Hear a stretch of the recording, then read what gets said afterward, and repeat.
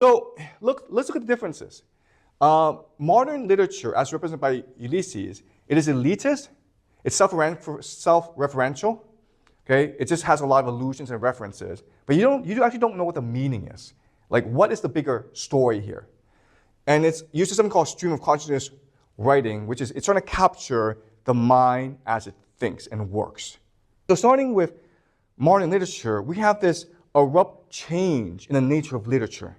Before, it was about empowering people to seek the truth for themselves. Now, modern literature, it's really just this very elite club of very arrogant, haughty people, okay? James Joyce was good friends with Virginia Woolf. In fact, Virginia Woolf actually published James Joyce. In 1927, Woolf published a book called To the Lighthouse, and it's probably her most famous work. And let's just look at what she writes. Okay, so what she's doing is she's reading a book and she's thinking about the issues raised by the book, but she's also thinking about life. Like, oh, I have to go and do something, okay? And that's really how our minds work. So this captures really well stream of consciousness thinking. And she's heavily influenced by Freud, right? She's trying to go into the unconscious and trying to figure out how the unconscious works. The Lighthouse is really about memory, about perception, about remembering, all right? But again, it's extremely self-indulgent, and it's inward-looking. And it's and again, it's a radical departure from traditional literature. So let's compare modern literature with Dostoevsky. Remember, before we discussed Dostoevsky. For Dostoevsky, the heart is a deep, impenetrable ocean, and our psychology responds to external events. We live in the world and respond to the world. We must surrender ourselves to others to seek salvation and redemption. We cannot rely on ourselves to forgive ourselves, to love ourselves. We must rely on others. We are in a community of people, okay? So these are the truths of Dostoevsky. When we get to modern literature, self-discovery will allow for self-mastery. Our psychology responds to suppressed memories. We can be our own salvation and redemption. It's too optimistic. It's too positive, okay? It's saying that, hey, if you're poor, don't worry about it. As long as you think happy thoughts, you'll be good. Okay? This idea of positive psychology, right, that we have today. Carl Jung and Sigmund Freud also had a major influence on Pablo Picasso. And you can see it from his painting, Head of a Woman, okay? Now, what you will notice is it's a cubist portrait of a woman, but if you look further, it's actually two people as well, okay? And so what this is doing is it's visually representing the theory of the self as presented by Jung, okay? So do you see the similarities? Great. Okay, so why is this art spreading throughout the world? Well, I mean, not to be a conspiracy theorist, but let's look at an article, right? Was modern art really a CIA psyop? All right, so this article is from JSTOR, which is an academic journal, very mainstream. And let's read what it writes. In the mid-20th century, modern art and design represented the liberalism, individualism, dynamic activity, and creative risk possible in a free society. Okay? So in other words, right now, the capitalist West is at war with communism. 1920s, 1930s, 1940s, communism is spreading all around the world. It's very popular among people. It calls for collective action. So the capitalist West, the powers that be, they're spreading Freud. They're spreading Joyce. They're spreading Woolf. They're spreading Pablo Picasso. They're spreading all this art, this modernist art, in order to create a cult of the self. Because if you believe in the cult of the self, if you believe that you are the source of everything, then you're not capable of collective action. Okay? So in many ways, this is a response to the problem posed by communism. And this will be obviously most obvious during the Cold War. Okay? Does that make sense? All right. So why would that be bad? Why would the cult of the self be bad?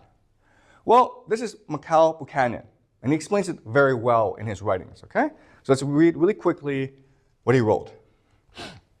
Everything human in man and freedom above all is a product of a social collective labor. To be free in absolute isolation is an absurdity invented by theologians and metaphysicians who have replaced the society of humans by that of God, their phantom.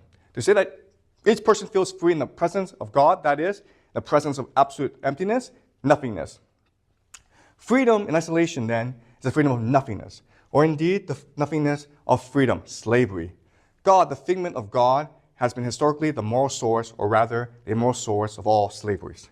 So what he's saying is, the radical turning point in human history is the invention of Christianity, because it gives us the idea of individualism.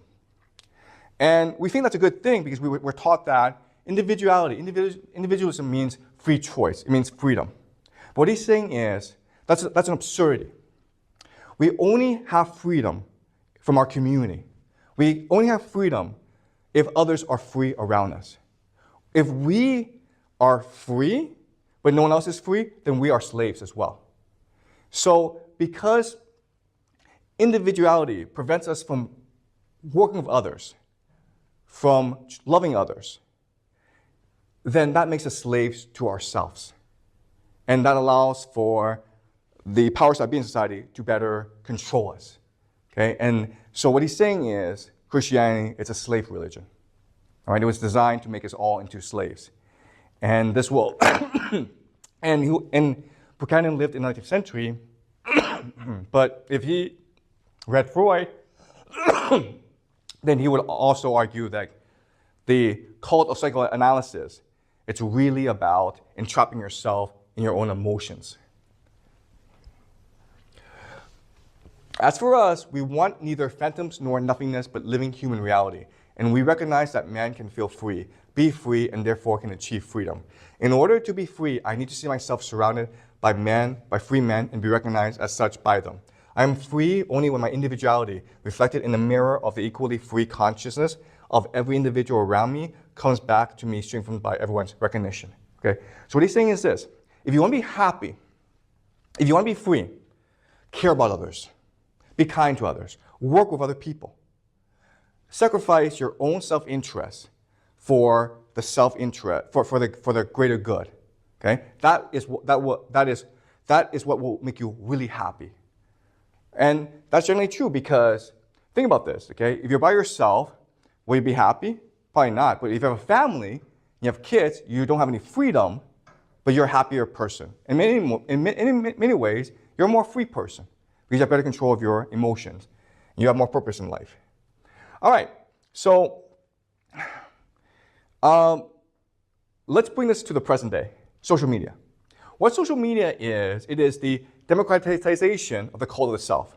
Before, only the wealthy could enjoy the cult of the self, right? Only the wealthy could take the time to self-indulge.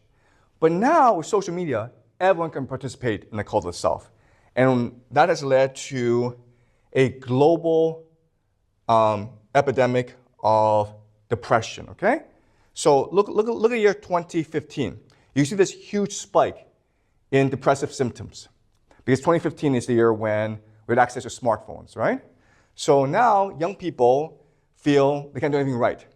Life is not useful, and I do not enjoy life. Okay, this huge spike, which has led to a huge spike in suicide, all right? And this is happening throughout the world, not only in North America and Europe, but also in Latin America and East Asia as well. So the cult of the self, which originated in Europe, has now conquered the world through technology, okay? Well, it's all to serve the interests of the powerful. And that's the world we live in today. And the only solution moving forward is if we rediscover our humanity, if we are able to find the courage to care about others and put the interests of others before our own interests, we ourselves must choose to kill the cult of the self.